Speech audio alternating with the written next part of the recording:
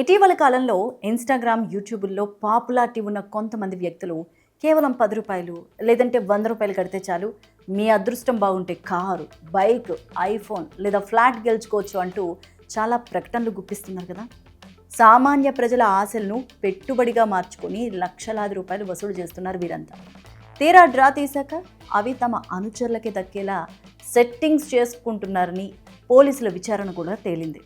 ఇక సోషల్ మీడియాలో ఇలా లక్కీ డ్రాల పేరిట సాగుతున్న మోసాలపైన హైదరాబాద్ పోలీస్ కమిషనర్ సజ్జనార్ మరోసారి తనదైన శైలిలో స్పందించారు.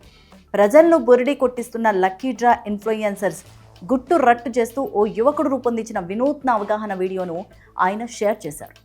రీల్స్లో బిల్డప్, రియాలిటీలో ఫ్రాడ్ అంటూ సామాన్యులను హెచ్చరించారు.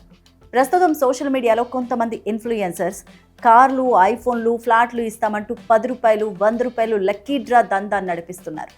ఇక దీనిపైన ప్రజలను అప్రమత్తం చేసేందుకు ఒక యువకుడు దున్నపోతూ ఇన్ లక్కీ డ్రా అంటూ ఒక ప్యారడీ వీడియోని చేశాడు.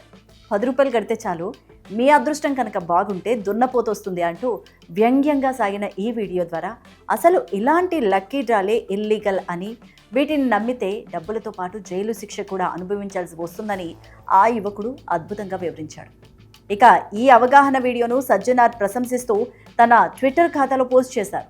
వీడియోలో చెప్పినట్లుగా ఇలాంటి ప్రలోభాలను నమ్మి ప్రజలు మోసపోకూడదని కూడా కోరుతున్నారు. ఒక్కటి యాది పెట్టుకోండి, కర్మ ఎవరిని ఎడిసిపెట్టదు. చేసేది మోసమని మీ మనసుకు తెలుసు కదా.